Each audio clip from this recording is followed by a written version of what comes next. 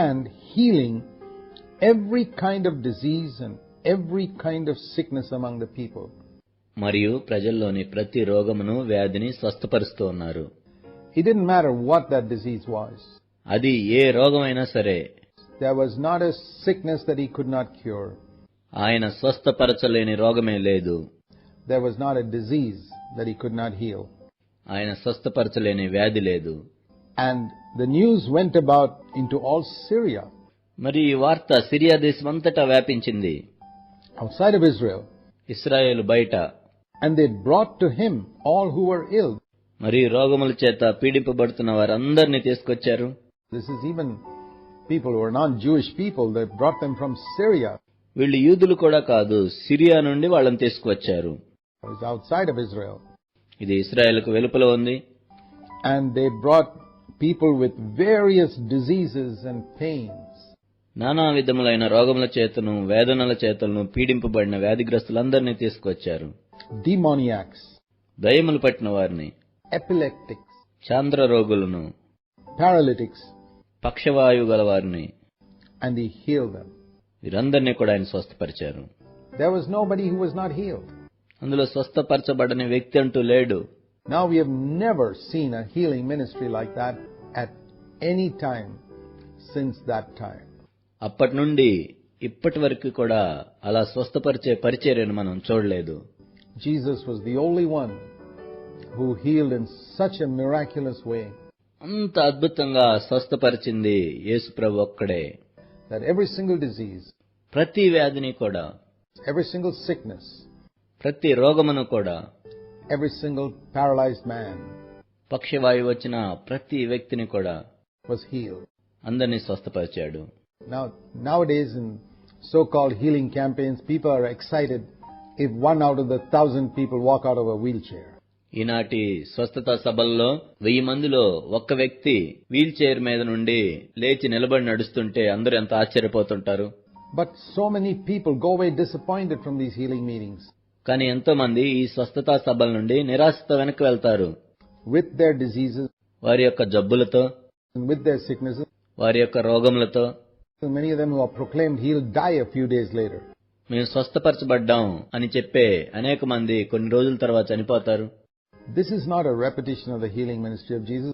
వీళ్ళు యేసు చేసిన స్వస్థ పరిచర్యను చేయట్లేదు. A lot of it is just a mighty deception. ఇందులో చాలా వరకు కూడా ఎంతో మోసం ఉంది. Fooling people ప్రజలను మోసం చేయటం, in order to collect their money. వాళ్ళ దగ్గర డబ్బులను పోగు చేసుకోవటానికి. We shouldn't be fooled by that. దాన్ని బట్టి మనం మోసపోకూడదు. And don't ever think that that is a repetition of the healing ministry of Jesus. యేసుక్రీస్తు చేసిన స్వస్థ పరిచర్య ఇలానే ఉందని ఎప్పుడు మీరు అనుకోవద్దు. If you want to see the healing ministry of Jesus, యేసుక్రీస్తు ప్రభు చేసిన స్వస్థ పరిచర్యను మీరు చూడాలనుకుంటే read it here in Matthew 4 verse 22 and 23. మత్తయి సువార్త 4వ అధ్యాయం 22-23 వచనాలను చదవండి. And see if you have seen anything comparable to that. దీంతో సరిపోల్చి మీరు ఏదైనా చూసినట్లయితే, comparable to even 0.001% of that anywhere. దాంతో పోల్చి చూసినట్లయితే కనీసం ఎక్కడైనా 0.001% మీరు చూసినట్లయితే, We haven't. లేదు, మనం చూడలేదు. Nowhere does it happen. ఆ విధంగా ఎక్కడ కూడా జరగట్లేదు. Why did Jesus heal like this? ఎందుకు యేసుక్రీస్తు ప్రభువారు ఆ విధంగా స్వస్థపరిచారు? We read in Acts chapter 2 అపోస్తలుల కార్యములు 2వ అధ్యాయంలో మనం చదువుతాం that Apostle Peter says to the multitude. పేతురు జనసమూహములతో ఈ విధంగా చెప్తూ ఉన్నాడు. Acts 2:22. అపోస్తలుల కార్యములు 2వ అధ్యాయం 22వ వచనం. Men of Israel, ఇశ్రాయేలు ప్రజలారా, listen to these words. ఈ మాటలు వినండి. Jesus the Nazarene, a man attested to you by God with miracles and wonders and signs which God performed through him in your midst. దేవుడు నజరేయుడగు యేసు చేత అద్భుతములను మహత్కార్యములను సూచక క్రియలను మీ మధ్యను చేయించి ఆయనను తన వలన మెప్పు పొందినవానిగా మీకు కనబరచెను. ఇది మీరే ఎరుగుదురు. The miracles and the healings Jesus did were an attestation by the Father that this was my son.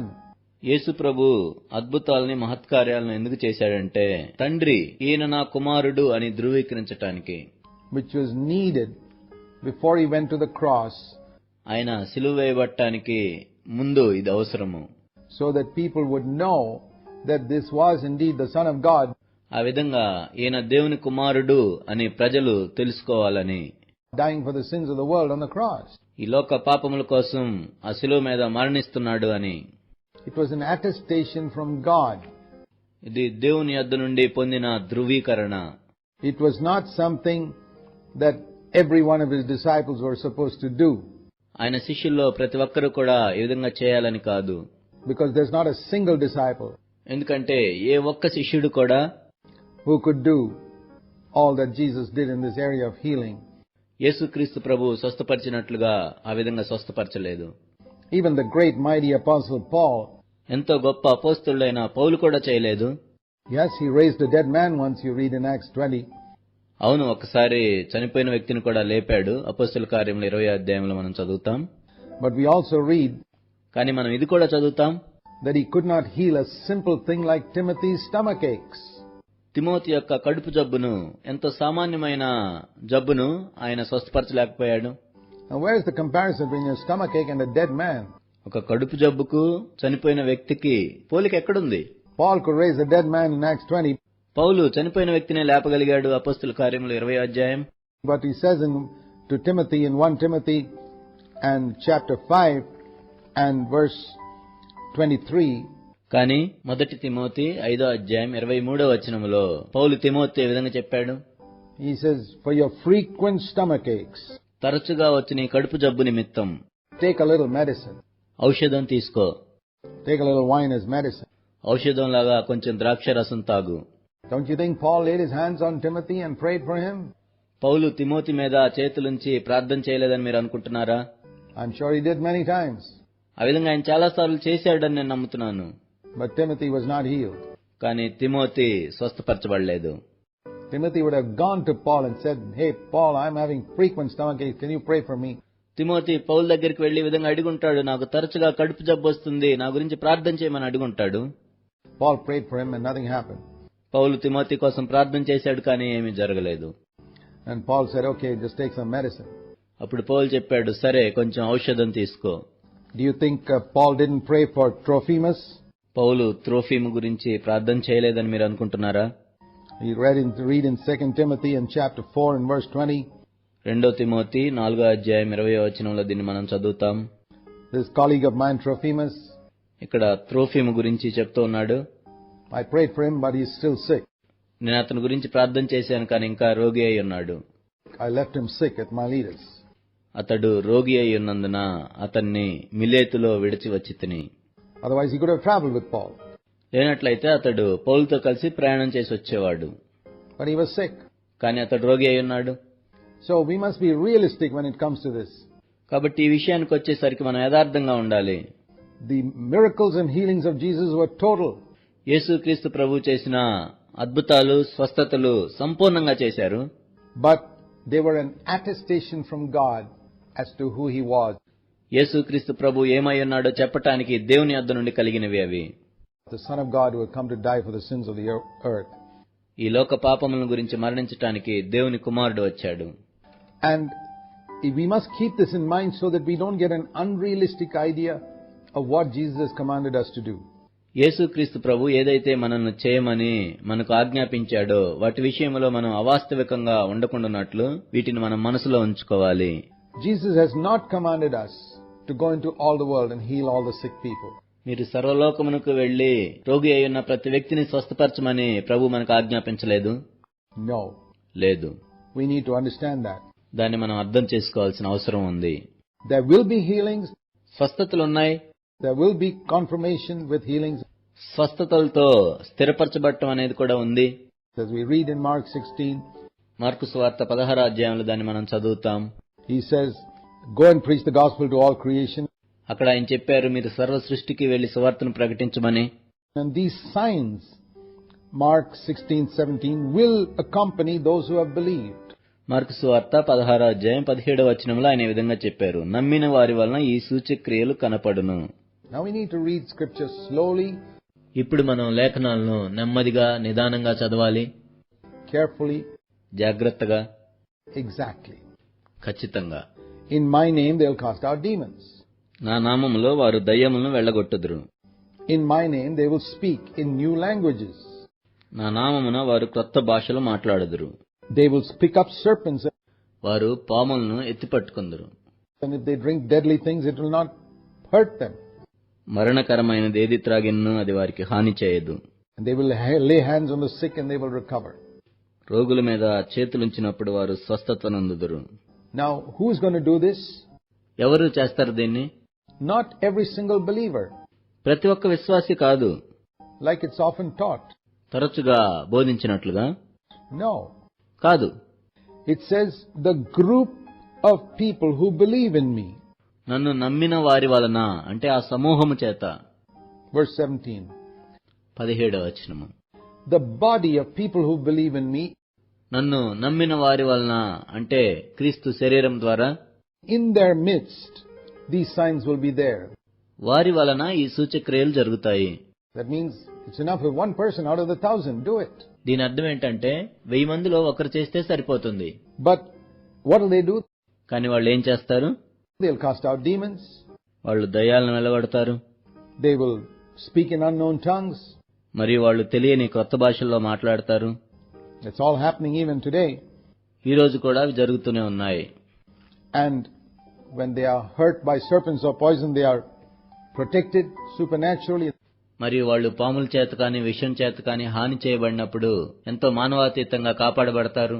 That also happens. అది కూడా జరుగుతూ ఉంది. In that, when they travel to preach in unknown regions, కొత్త ప్రాంతానికి వాళ్ళు ప్రకటించడానికి వెళ్ళినప్పుడు there's so many dangers they face. ఎన్నో అపాయాలను వాళ్ళు ఎదుర్కొంటూ ఉంటారు. God protects them. దేవుడు వాళ్ళని కాపాడుతూ ఉంటాడు. And in their midst there will be some who recover from sickness. మరియు వాళ్ళ మధ్యలో కొంతమంది స్వస్థత కూడా పొందుతారు. So these signs will accompany that group of people, those who have believed. ఎవరైతే ఆయన నమ్మారో వారిని ఈ సూచక్రియలు వెంబడిస్తాయి. The group of people. ఆయన్ను నమ్మిన సమూహము. It's not something that every believer does. ప్రతి ఒక్క విశ్వాసి ఈ విధంగా చేస్తాడని కాదు. And that does happen even today. అది నేటికి కూడా జరుగుతూనే ఉంది. But it's not like the ministry of Jesus, కానీ యేసుక్రీస్తు ప్రభు యొక్క స్వస్థత పరిచర్య వలె కాదు. where every single person was healed. అక్కడైతే ప్రతి ఒక్క వ్యక్తి కూడా స్వస్థపరచబడ్డాడు. You read that a number of times in the Gospels. స్వార్థల్లో అనేక సార్లు మనం ఈ విధంగా చదువుతాం. He healed them all. వారందరినీ స్వస్థపరచెను. He healed them all. ఆయన వారందరినీ స్వస్థపరచెను. So we must have a realistic approach to this matter of healing. కాబట్టి ఈ స్వస్థత విషయంలో మనం వాస్తవికమైన దృక్పథాన్ని కలిగి ఉండాలి. And Jesus did not tell us to go into all the world and heal everybody. సర్వలోకమునకు వెళ్లి మీరు ప్రతి ఒక్కరిని కూడా స్వస్థపరచాలి అని యేసుక్రీస్తు ప్రభు మనకు చెప్పలేదు. He told us to go into all the world and make disciples in Matthew 28. మీరు సర్వలోకమునకు వెళ్లి అందరినీ శిష్యులుగా చేయమని చెప్పారు ప్రభు మత్తయి సువార్త 28వ అధ్యాయంలో. And baptize them. మరియు వారికి బాప్తిస్మం ఇవ్వండి. And teach them to do all that I commanded you. మరియు నేను ఏదైతే మీకు ఆజ్ఞాపించితునో అవన్నీ గైకొనమని బోధించండి. Not to heal everybody who was sick. రోగి అయిన ప్రతి వ్యక్తిని స్వస్థపరచమని కాదు. Not even to heal every believer who is sick. రోగి అయిన ప్రతి విశ్వాసిని కూడా స్వస్థపరచమని కాదు. So if we try to add to scripture, లేఖనానికి నీవు ఏదైనా కలపాలని ప్రయత్నించినప్పుడు we get into problems. మనము సమస్యల్లో చిక్కుకుంటాం.